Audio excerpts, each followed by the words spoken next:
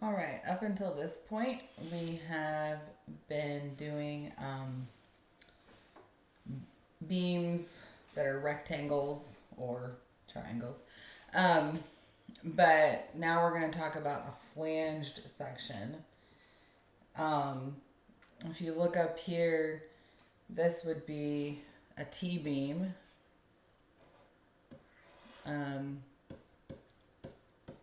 Cast monolithically with your slab.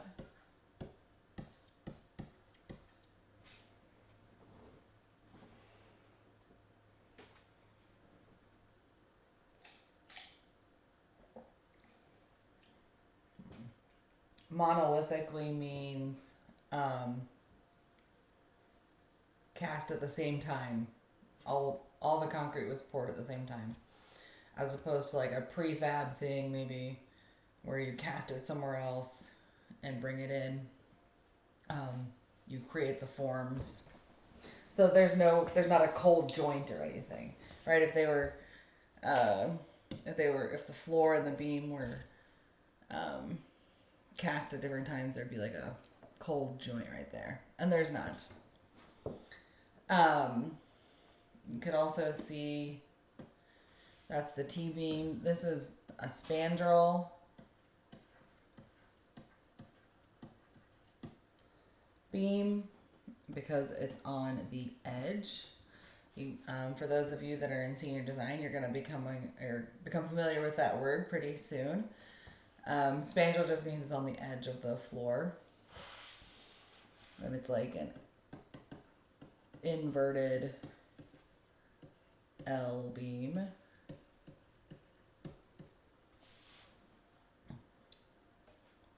If you guys want to remember back to structural analysis, see that right there. The beams are all running in one direction. So this would be a one-way slab, meaning the tributary area, right, you just chop it in half, and half goes to the spandrel beam, the load, and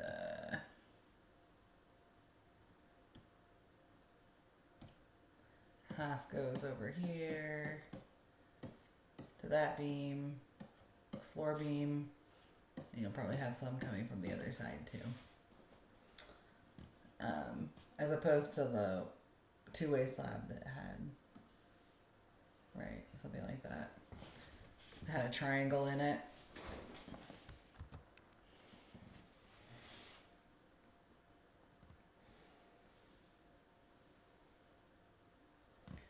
So when you have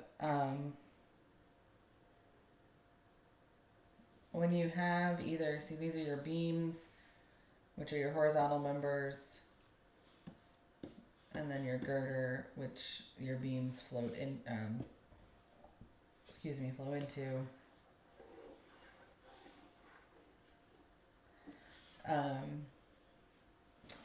We're going to treat these beams, we're going to design the beams as flanged sections or T-beams,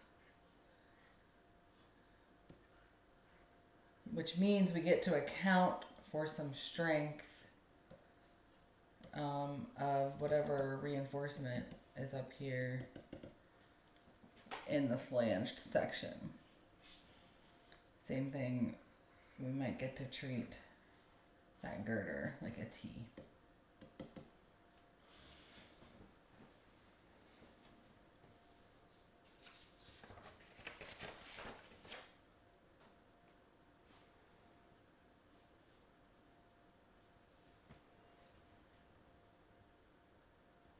Now, why am I talking about the reinforcing up in the top? Because there's probably reinforcement down in the bottom of the beam too. But let's talk about why we want different reinforcement, right? If we're looking at this A section, Right, here we have a floor, right, our load on the floor, causing this deflected shape of our beams. In between the columns, section AA, you have a typical positive moment, right?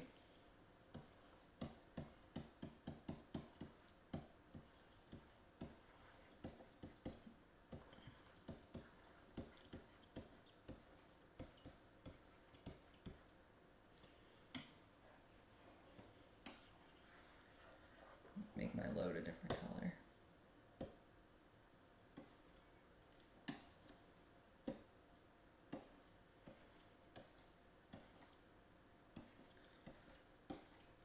That's my load.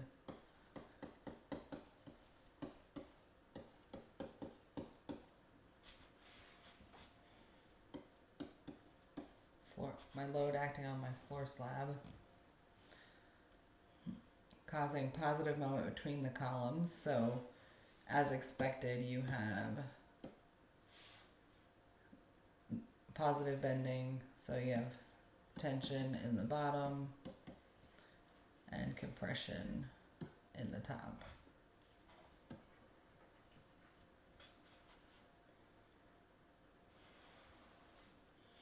In this case, right,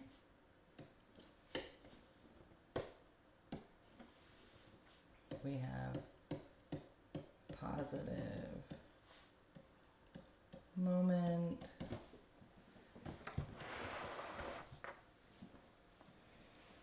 and our compression zone. In this case, we're saying it's just right here.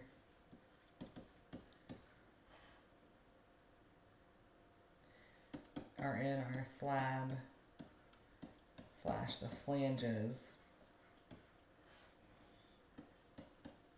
of the T section.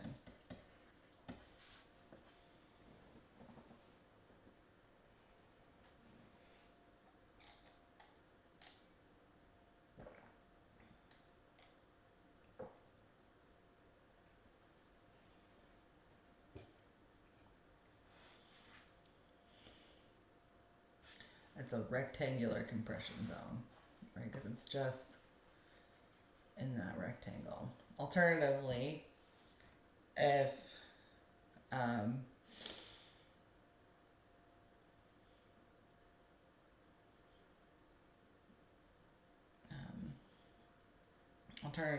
it could have compression go all the way down into the stem as well as the flanges. That's when we have a T-shaped compression zone. This is still section AA up here, which is the middle of between the columns. So you still have positive moment.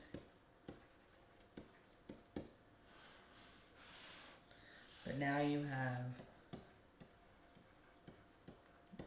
compression in the flanges and the beam by itself, the stem.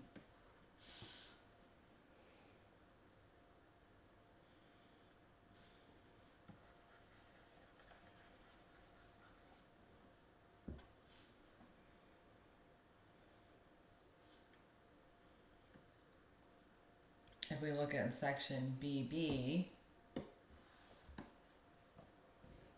right, we're right at the column and we're more likely to have negative moment, right?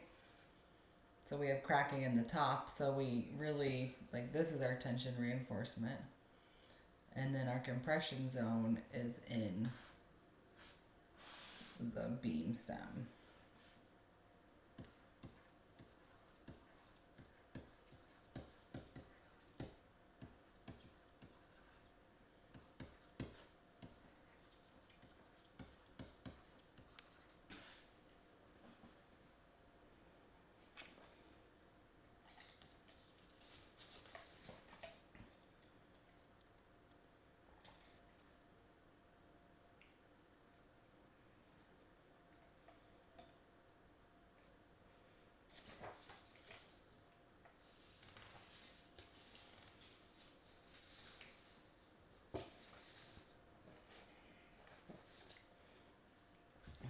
trying to figure out, we're trying to analyze the sections. The two with positive moments, we get to have a much wider compression zone because it's in the part of the flange. But we don't know is what that width is. That's what the code will tell us. We don't know how much of that slab we're allowed to account for as part of our beam. Same thing here. B. If you're talking about the negative moment, then it's how much of the reinforcement do we get to take into account, but the compression zone is just the rectangular, it's only the width of the beam itself, so we don't get to delve into that.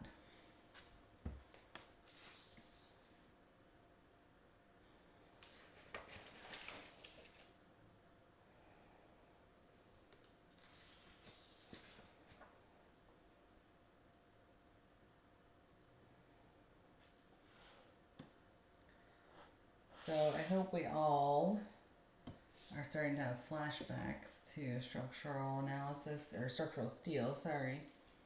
We talked about shear lag.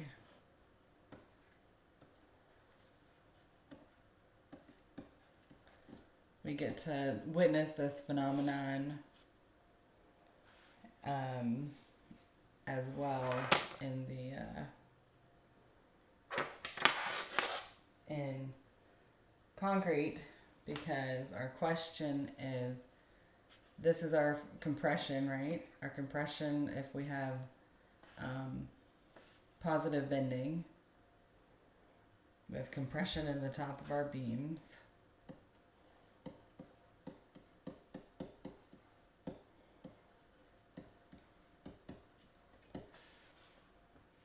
And we have a stress distribution.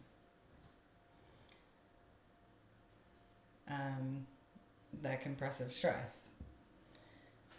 What shear lag tells us is that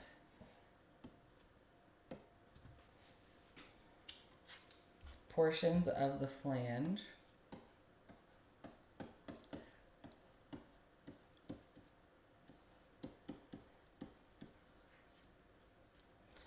that are closest to the web or the stem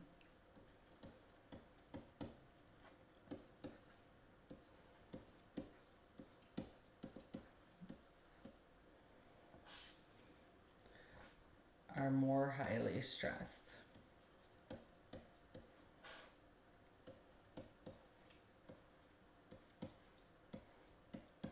Because we've got these big moments in these beams, but it's only in, right, the beam part.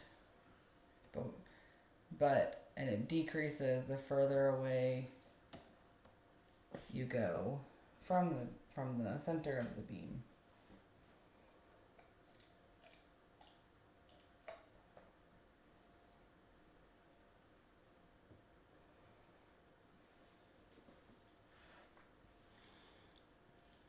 If you remember, shear lag back in structural steel was if you had like an angle and you had a tensile force, it would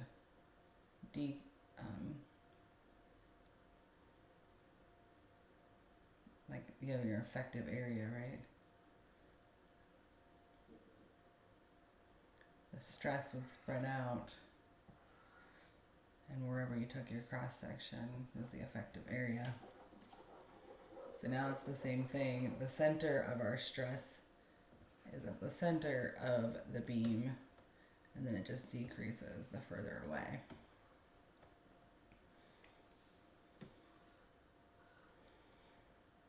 So if you look at this on the left, this would be the actual distribution of compression stress. right? You see it's higher at the beams and decreases away from the beams.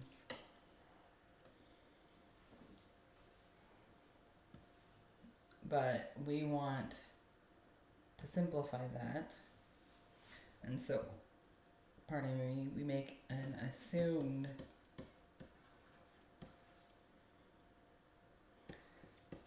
distribution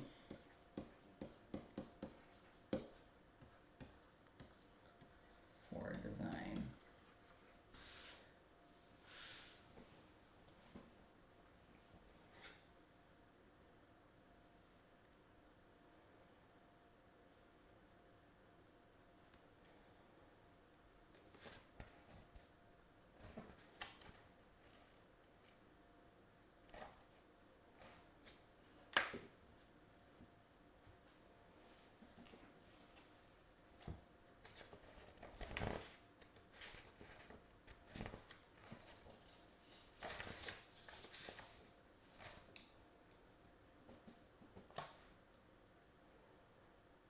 And this is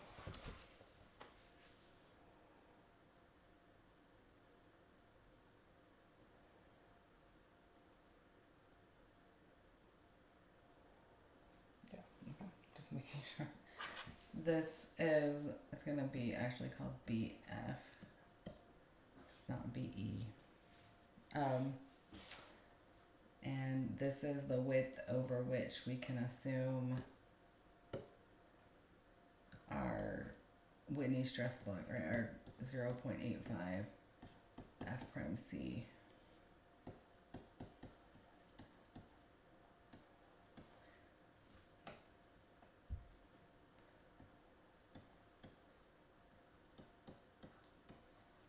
Right?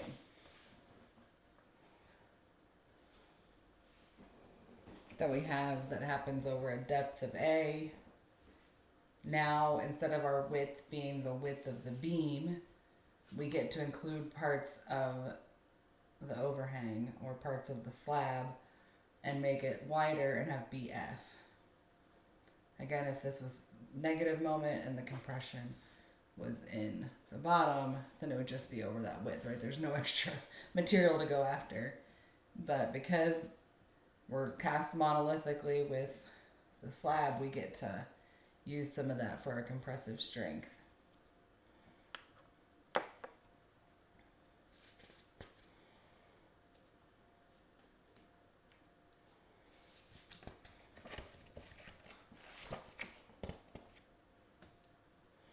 So how do we figure out how wide this is?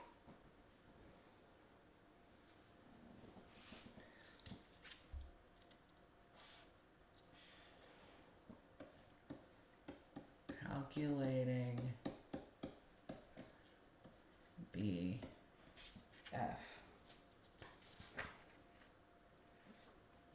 I want to go to page 72.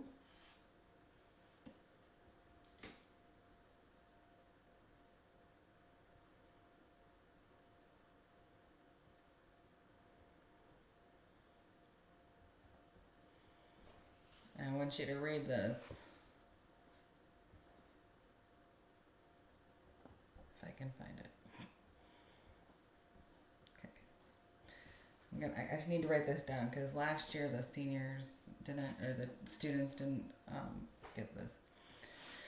For non-pre-stressed, I'm down here at 6.3.2.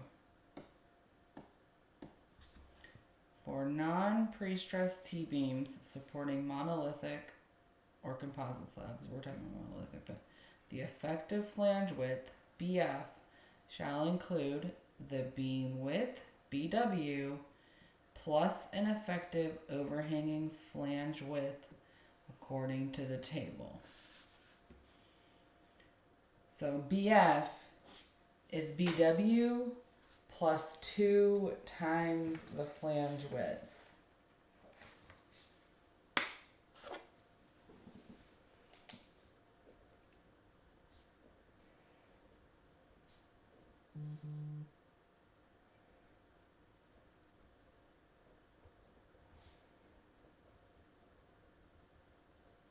Okay? So I'm going to write that down.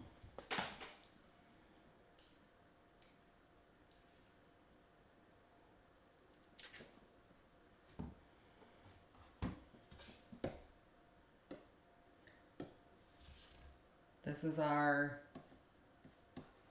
total, what is it? The symbol is called effective flange width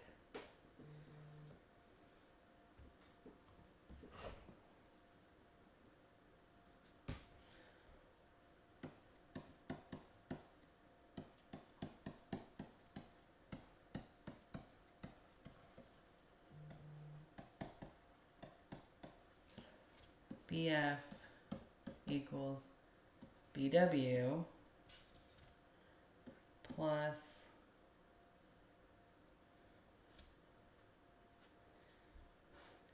two times the effective overhang. That's really for T-beams, right?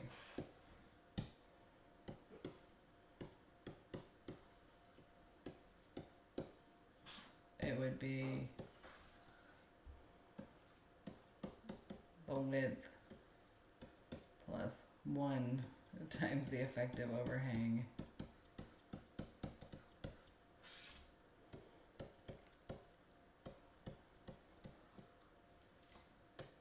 Overhang for an L. Alright, the spandrel.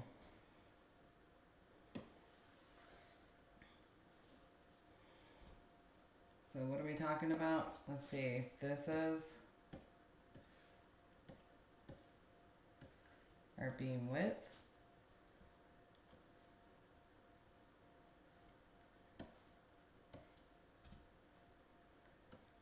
This, right in our room, is BF. And this is the effective overhang.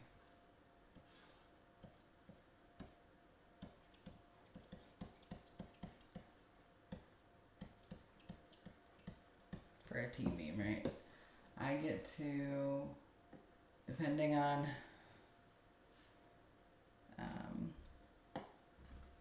right, my compression zone could be all of that, or it could go down into here. That's another question.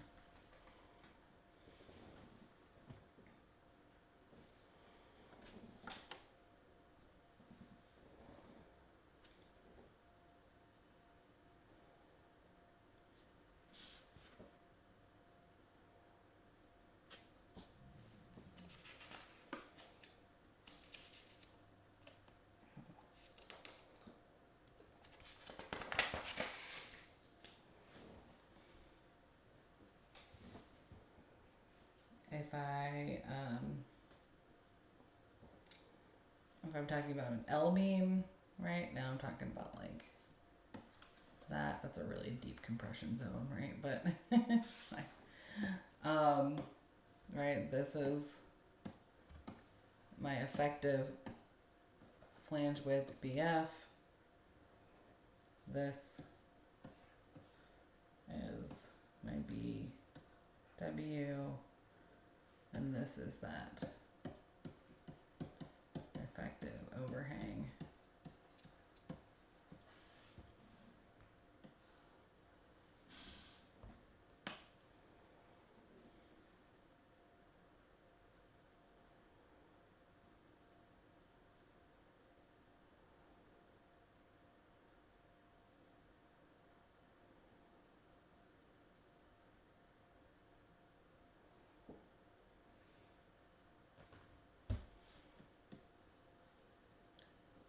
So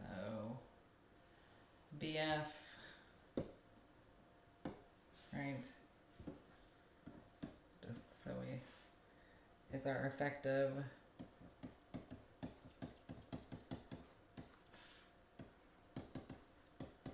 width of the compression flange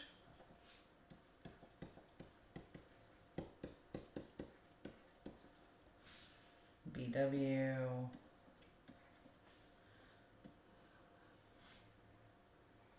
is the beam width.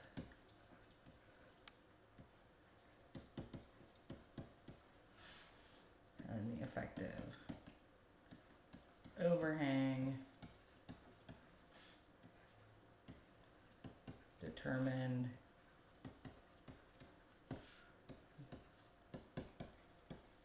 by table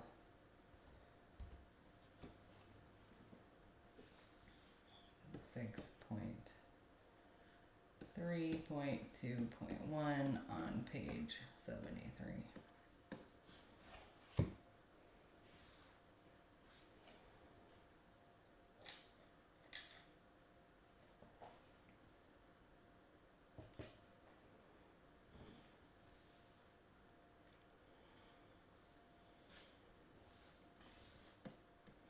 So really, I just want to make sure that we all understand this equation right here. You have to calculate the effective overhang and add either 1 or 2, depending if you're a T or an L, to the beam width to get your flange. Sometimes people would only calculate the effective overhang and not do anything else, and multiply by 2.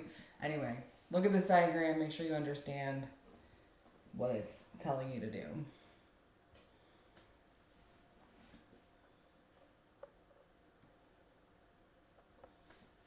So this is table 6.3.2.1. Like I said, it's on page 73.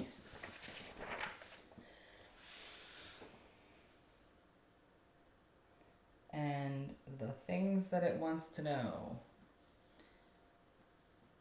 right? First of all, if you look, there's 2 different categories. There's flange location on each side of the web. That is a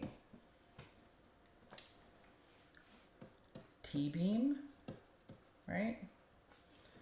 And only on one side of the web are inverted L-beam, which is probably a spandrel.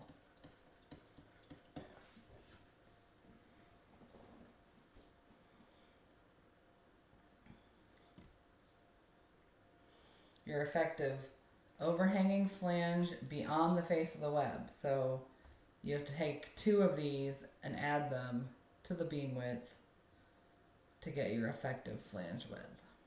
This is just the overhanging part. Just the overhanging part. Just the overhanging part, not the entire thing. Have I said it enough times? Okay. 8H. H is the overall height of the beam, meaning from the top of the slab to the bottom of the beam. That is H. Not D, we're not going any centroids of tension or anything. This is like actual concrete.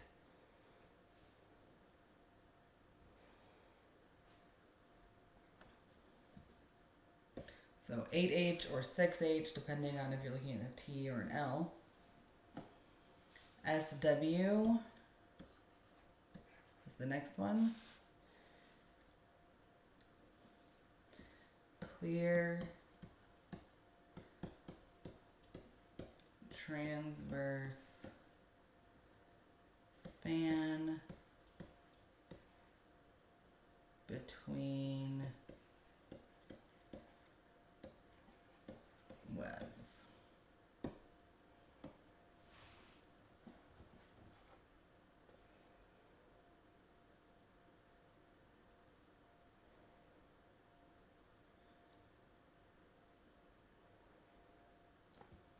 That would be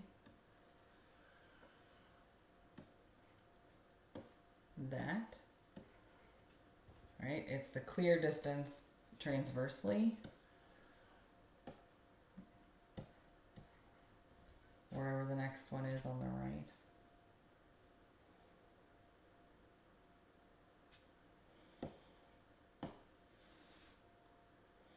And then LN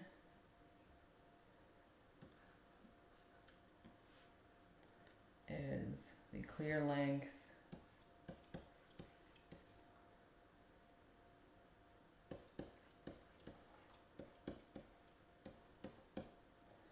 of the beam span, right? We're talking longitudinal here.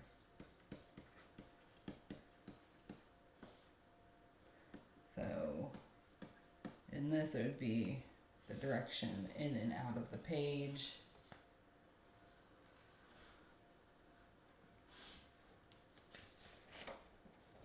I can draw something real quick here, but you know, if you're looking at, you guys don't have to draw this if you don't want, but here's a column, here's a column, I don't know, here's a column.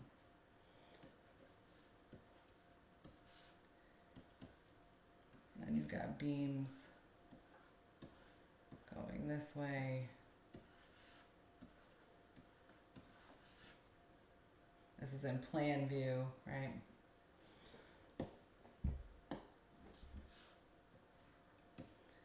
That would be SW.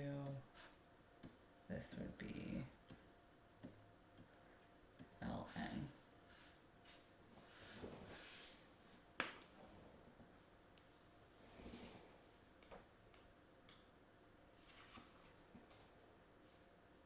And it's clear length of clear span measured face to face of supports. So it's the clear span, not center to center, but the clear span.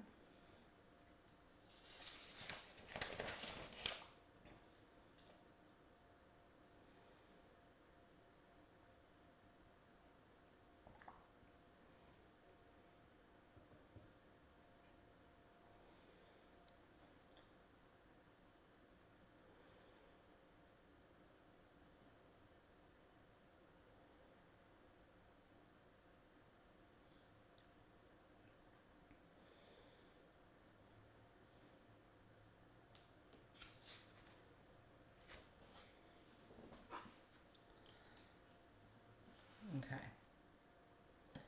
In terms of other things we need to keep in mind when you're designing, if you look at so this section, T-beam geometry 6.3.2. Right. T-beam geometry, we just talked about how much is effective when we're calculating the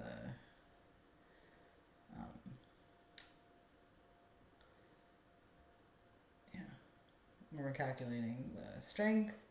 Now isolated pre-stressed, non-pre-stressed T-beam, in which the flange is used to provide additional compression area, shall have a flange thickness greater than or equal to half a beam width, and an effective flange width no less or less than or equal to 4 BW. So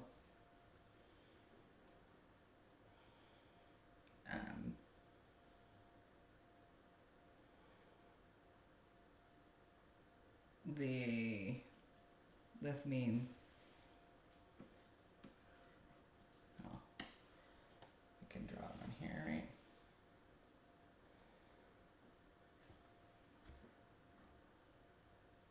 The maximum effective flange width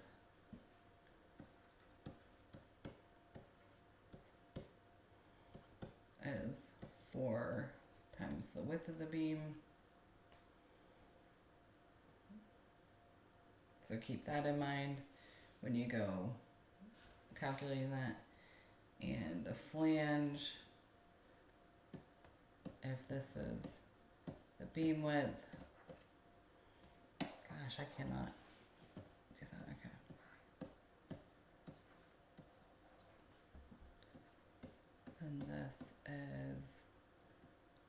there equal to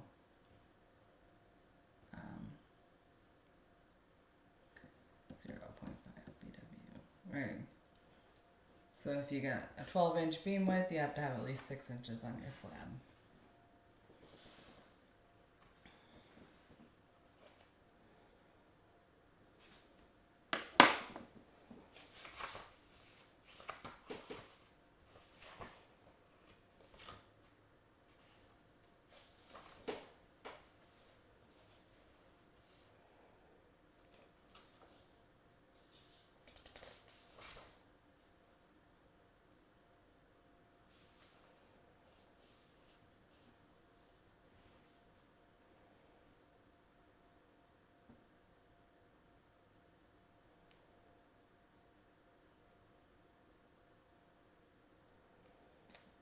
Now, negative moment reinforcement, if we have, this means, right, we're looking at 7.5.2.3.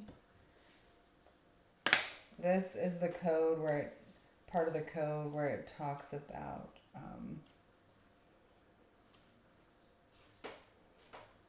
reinforcement. Right, this is about loads and analyzing your sections. If we go to, that's part 2. If we go to the next part,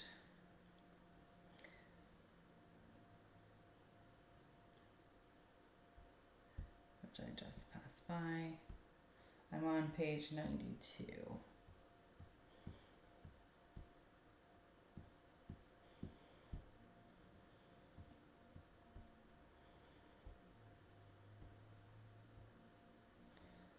This part is all about design and reinforcement, right? This is the design strength section, which is, I mean, the basic, right? Phi mn must be greater than the factored moment. Phi vn must be greater than the factored shear. This is for beams. Actually, this is chapter 7. This is for one-way slabs. Yeah, chapter 7 is about designing one-way slabs. Because it says it on the side right there. But it talks about if primary flexural, let's see. If primary flexural reinforcement in a slab that is considered a T, this means negative reinforcement. If primary flexural reinforcement in a slab that is considered to be a T-beam flange is parallel to the longitudinal axis of the beam, this means if you have flexural reinforcement, tension reinforcement in your slab, because you have negative moment, you're putting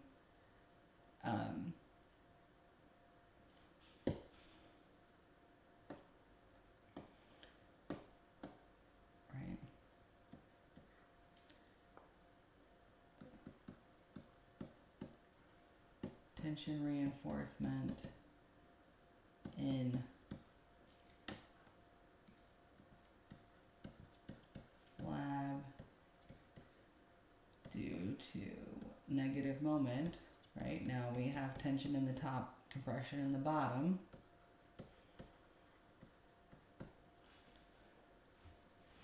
And it's parallel to the longitudinal axis of the line of the beam, because that's how you would put tension reinforcement, right? Parallel to the longitudinal axis of the beam, meaning there's your beam, you're putting reinforcement in that direction.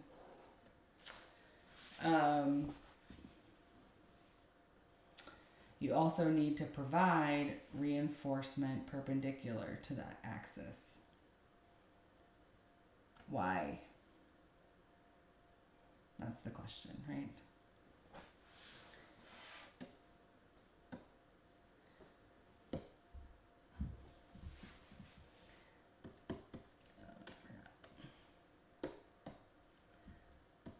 If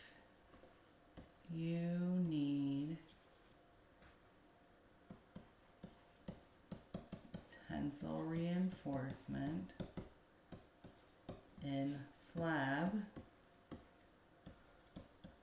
due to negative moment.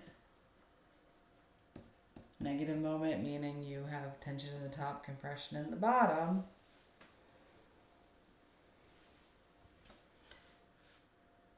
Add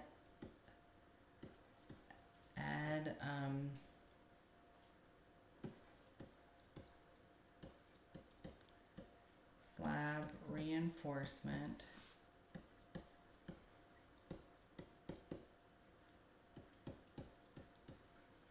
perpendicular to longitudinal axis if it doesn't already exist.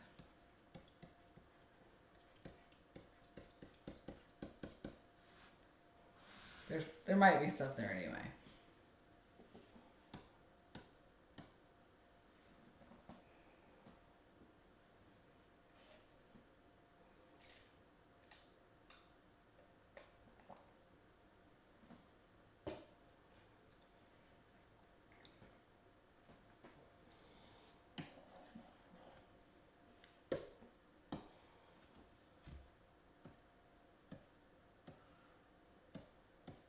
Making that smaller.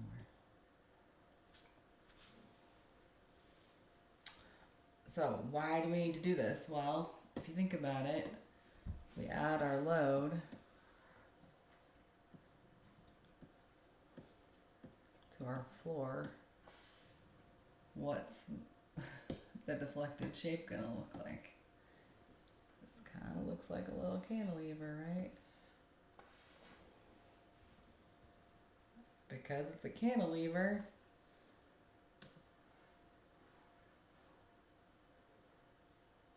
do we have positive or negative bending? Positive bending. I mean, negative bending. So you're going to need reinforcement going this way.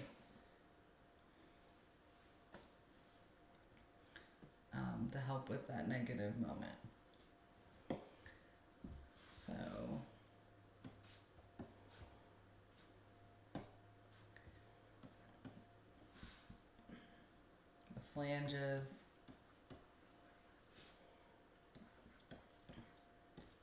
are like little cantilevers.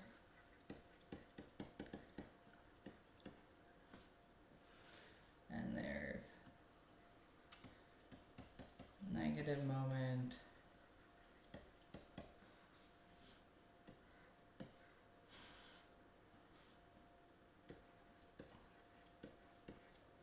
Where the flanges meet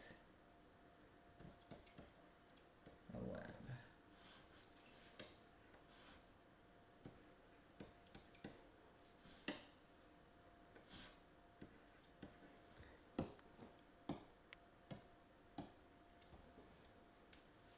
Right. So it's kind of like that. So you have a moment, I don't know.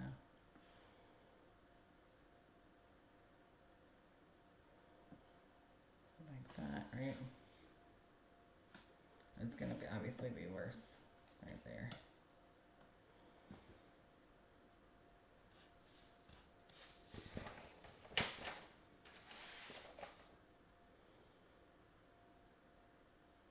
So these are provisions about how much you can include that's effective, and make sure you include negative reinforcement or negative moment reinforcement.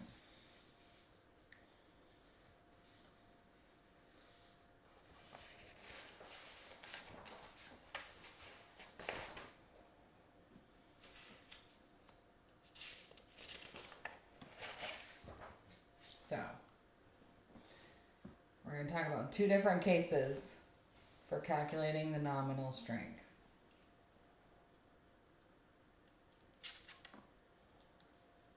Case one is our happy case, remember this is BF.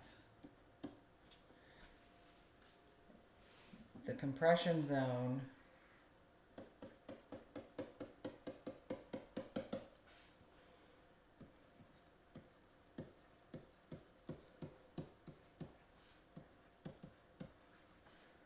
is in the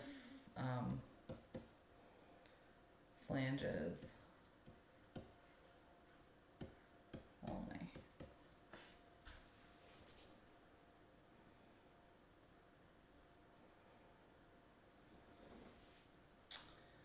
If we draw our stress,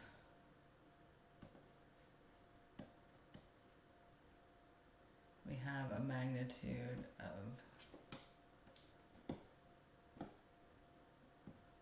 0.85 F prime C. Our height is still a beta 1C,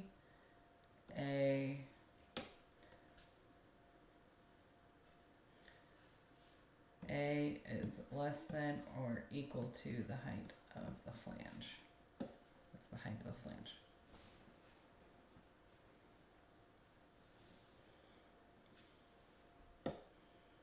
And then I have my tensile force, my tensile stress in my reinforcement, which is ASFS or ASFY if it's yielded, which we hope it is.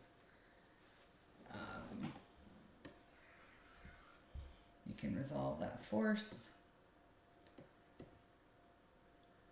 And that compression force in the concrete, tension force in the steel. That compression force happens at A/2 from the extreme compression fibers.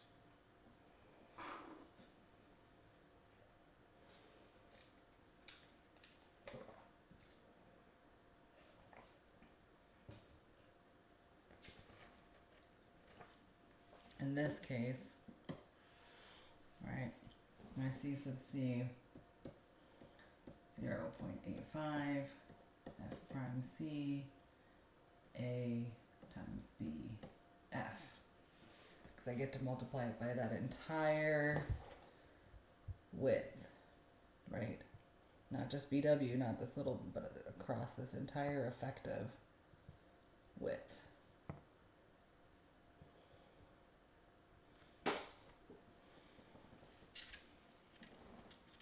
My tension force is still the same, like ASFY or ASFS, whatever.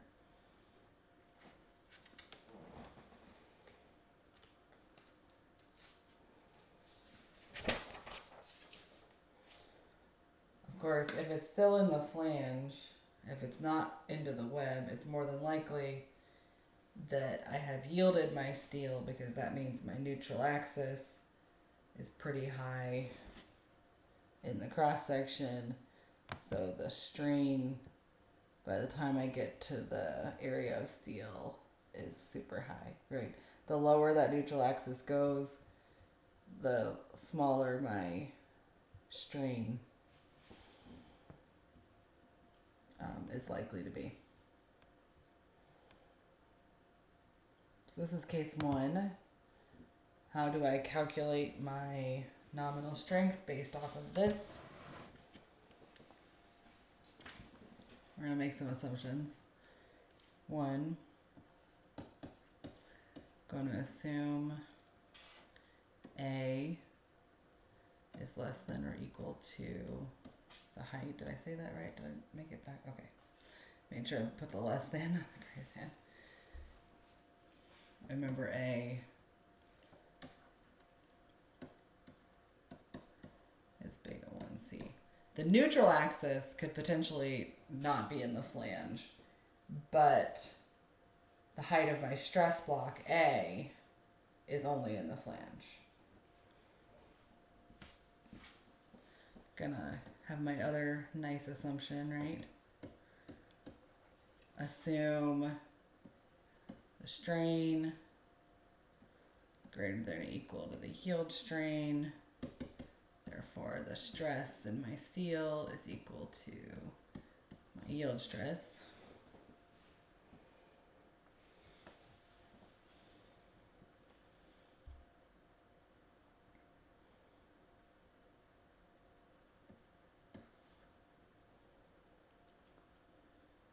gonna use my equilibrium,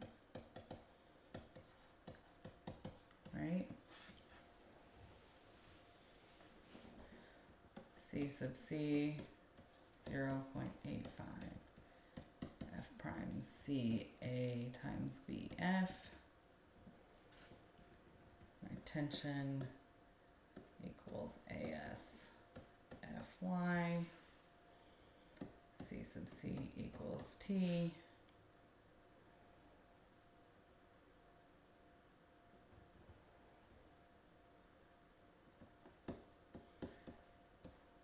Solve for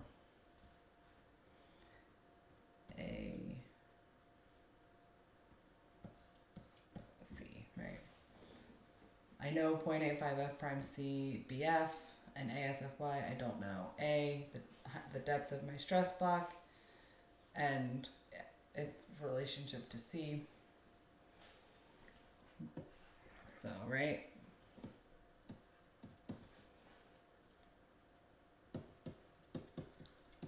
Calculate A, verify that A is less than the height of the flange. If it's not, we're gonna go to case 2.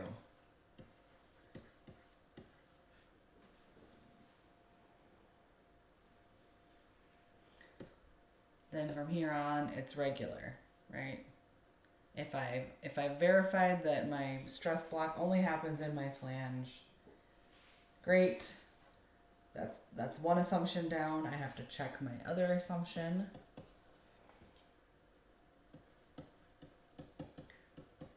That my strain in my steel is greater than or equal to my yield strain.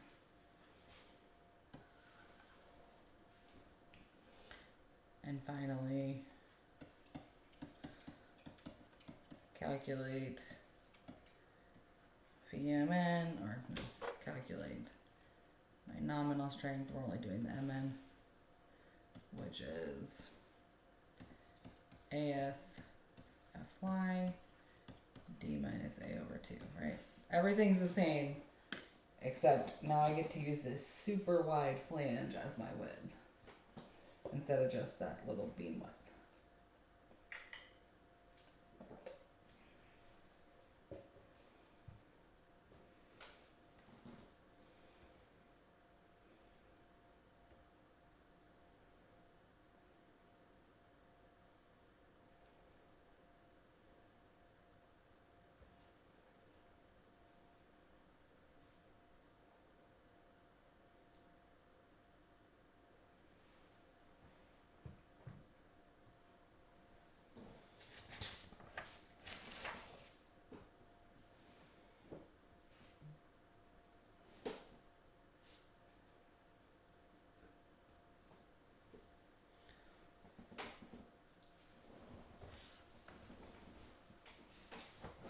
Okay, so that was case 1. Case 1, if you remember, compression zone in the flange only.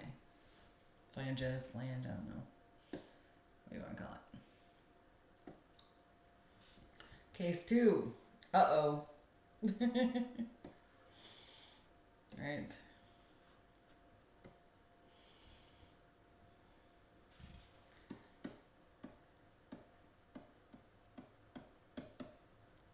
Compression zone in flange and your web or your stem.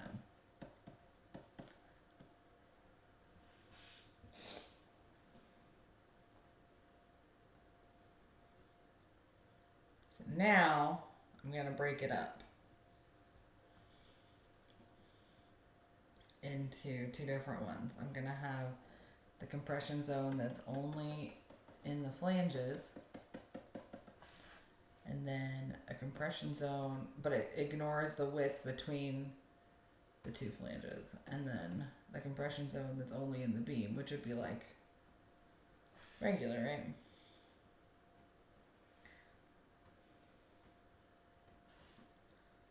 So now if I'm looking at my stress,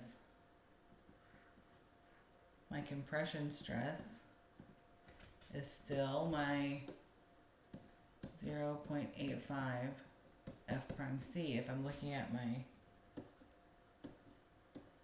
I've always got to change this. I should just update these.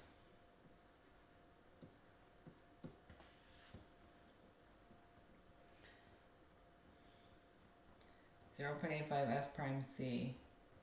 Still that stress magnitude, but it's only the stress in the flanges, so it happens over a height of HF, right? It happens over this area, which is a height of HF.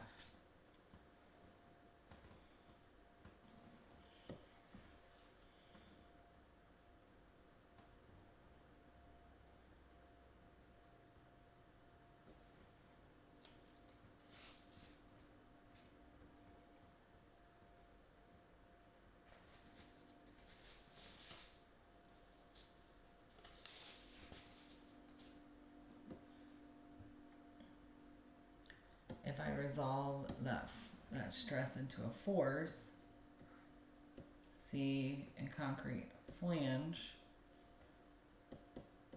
0.85 F prime C. Instead of A, I use HF. And then BF. Actually,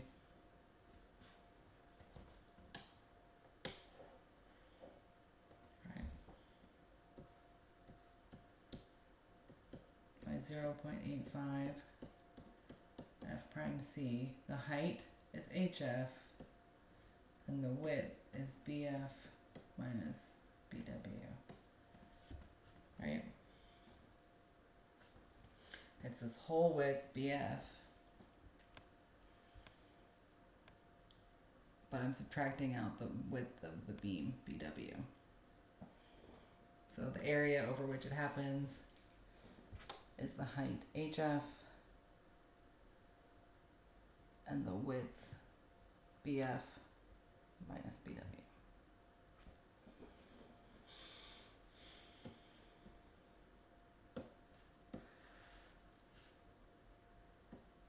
My stress in my steel is Fs, maybe it's Fy.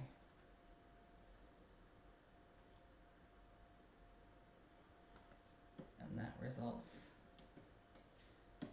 in a tension force, which is the area associated with the flange times Fs.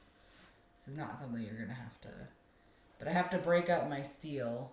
If I'm breaking my section into two sections, I have to break up my steel into the area of the steel with the flange and the area of the steel with the web, so that they're balanced. Don't worry about it for now. I'm just trying to be complete here. Now, if I want to look at my other, right, that was just half of it. I have the flange compression stress, and now what about the web? This is where I get to use my A. Still have my magnitude 0.85 F prime C, but this gets to happen over the height of A. Right?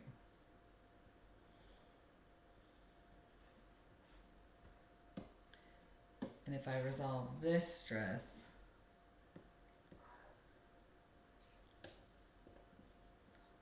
C sub C web, it's 0.85 F prime C A B W, because the area that stress is acting over has a height of A, right? Height of A and a width BW.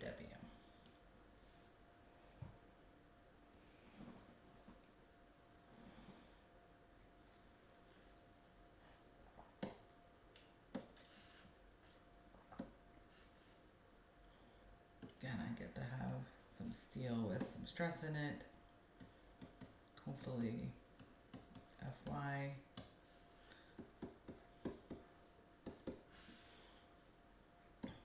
Oops. And T2.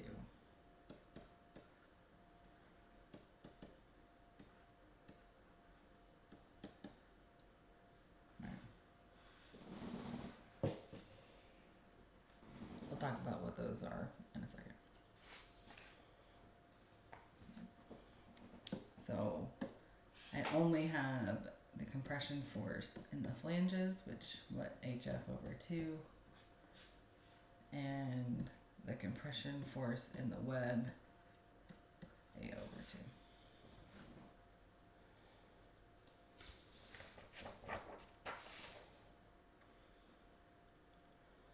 There's only if case, try case 1 first, right? Because if case 1 works, it's way easier. So here's the how to do it for this one.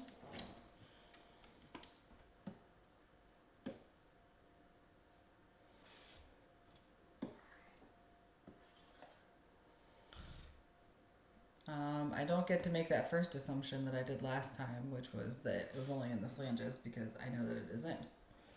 So I get to make my regular assumption that my steel has yielded. Let's hope.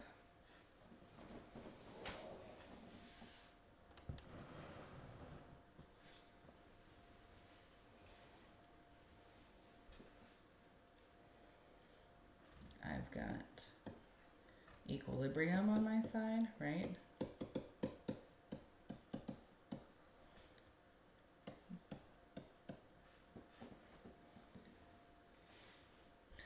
The compression force in my flanges, 0.85 F prime C, the height of the flanges times the effective width minus the beam width.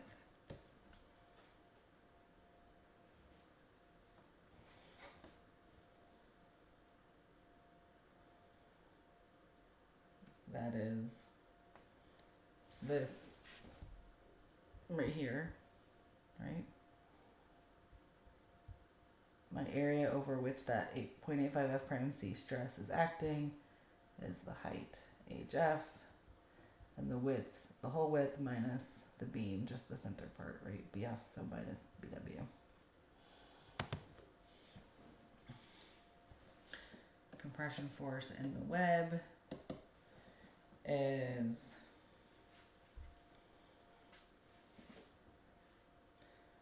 0.85 F prime C A BW, and my tension force is my area of steel times Fy, right? I just was breaking them down earlier into 2 T's because those 2 sections need to be in equilibrium, but you're going to add them together. So the only unknown is C, so, or A.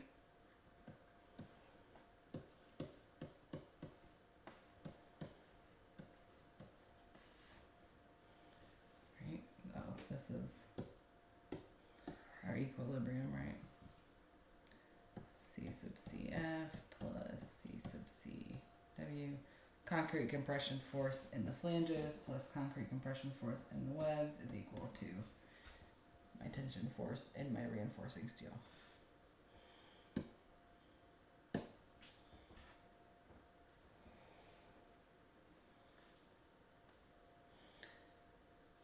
So let's see, A is equal to ASFY minus 0.85 F prime C HF BF minus BW all over 0.85 F prime C BW.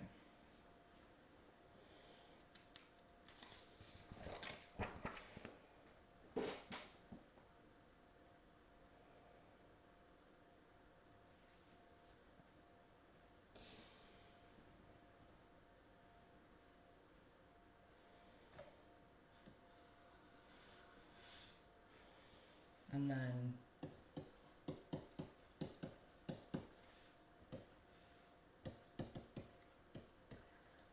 right.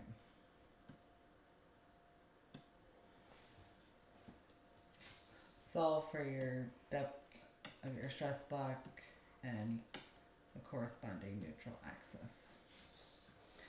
So really from there, it's just regular. It's just you had to do this thing where you broke up into the flange and the web forces.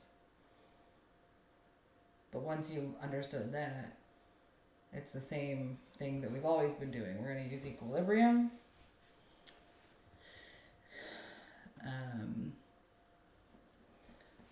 Next, let's see. All right. Verify that my steel has yielded. That's all of our similar triangle stuff. And then calculate the nominal capacity. Now, this is where calculate, did I write that? Okay. If I go back here, I'll just draw it, but I have, right, a tension force in my steel, compression force in my flange, compression force in my web. This one happens at a distance HF over 2. This one happens at a distance A over 2. And the distance from there to there is D.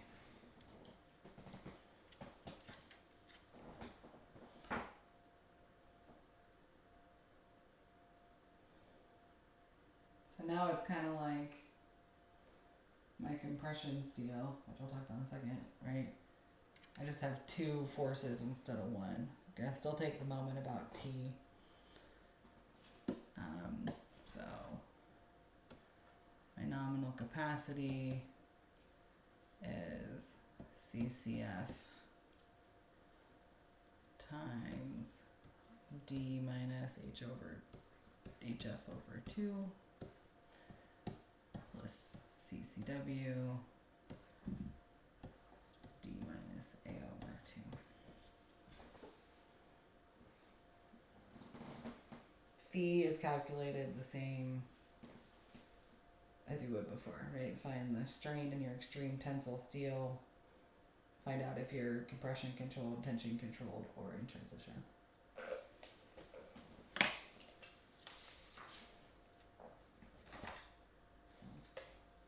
I'll talk about that on the next slide.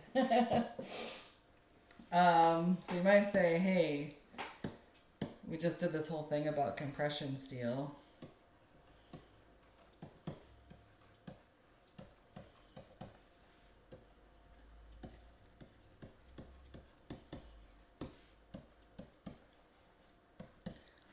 Well, as you may recall from the compression steel is really only there to help you.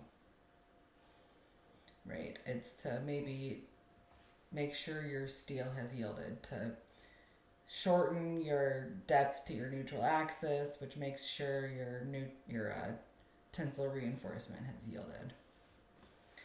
So we can ignore it.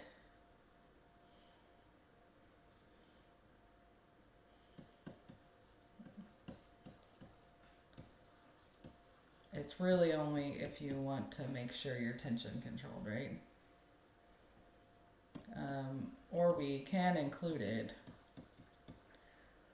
in our calculations.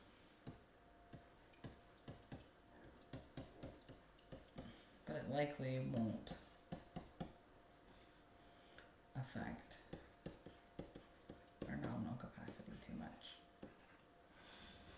Provided our steel is yielding. If our steel isn't yielding, then we might want to look at the compression steel, or we might want to change some stuff up.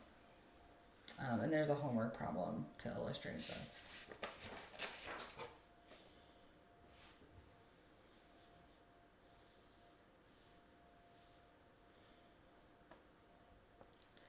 So if we're talking about the phi factor,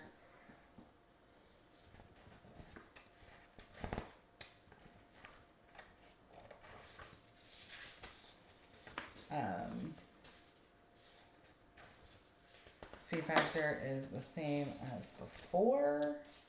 I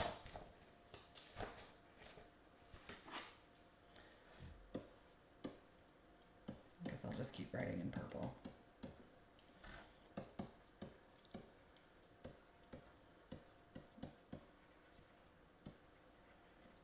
Right? Because it only depends on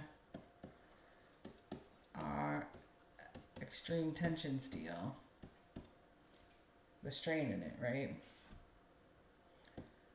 And then from there calculate phi.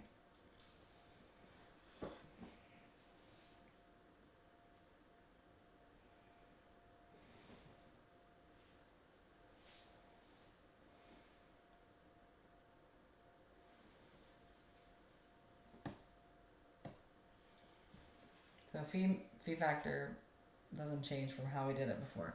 Now our AS min, this is going to depend on what we're designing. AS min, the purpose of providing minimum reinforcement steel is to prevent flexural cracking. So on the tension side, right? So if we have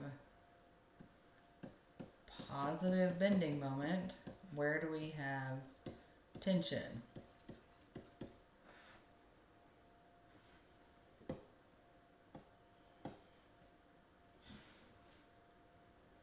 If we have positive bending moment, we have tension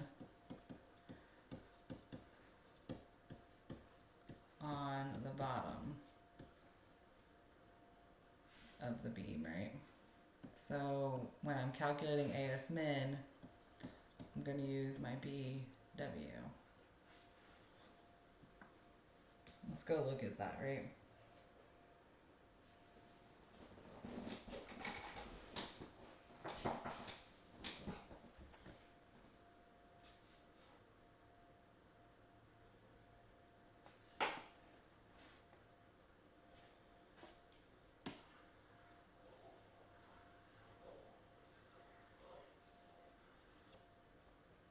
On page 135.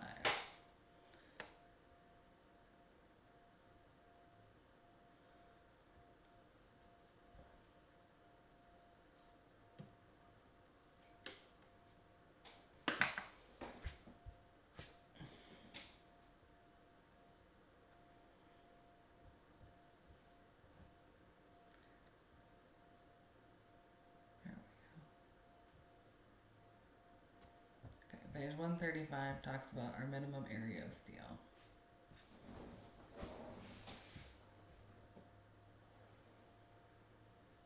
Right? Reinforcement limits. Minimum flexural reinforcement. A minimum area of flexural reinforcement shall be required at every section where tension reinforcement is required by analysis. AS min shall be the larger of, for a statically determined beam, right? It's this 3.5, whatever this ratio, or 3 square root f prime CFY, or 200 over FY, but it's multiplied by BW. That's what I'm talking about. What BW should we use?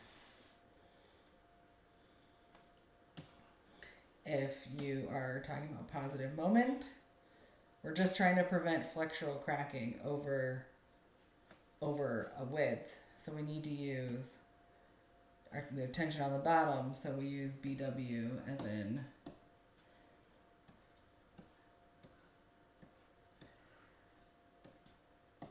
right beam width right there.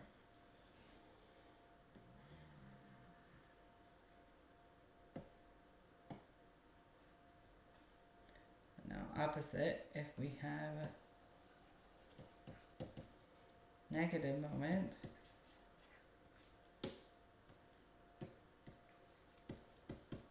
we have tension on the top, right?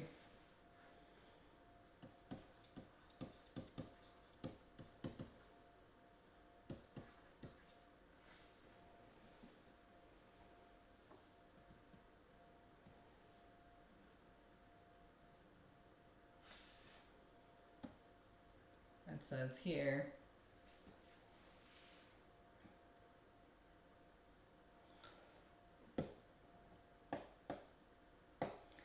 for statically determined, so as long as we're statically determinate, with a flange in tension.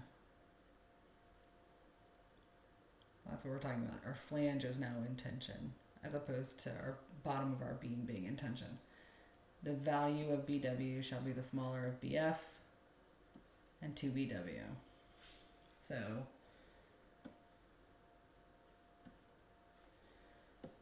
our tension is in our top. That means our flange is in tension.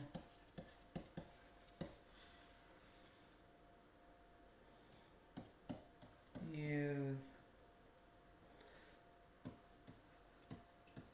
smaller of 2BW and BF.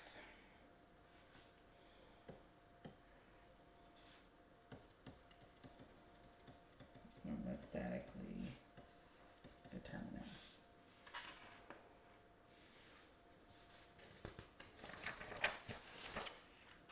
All right.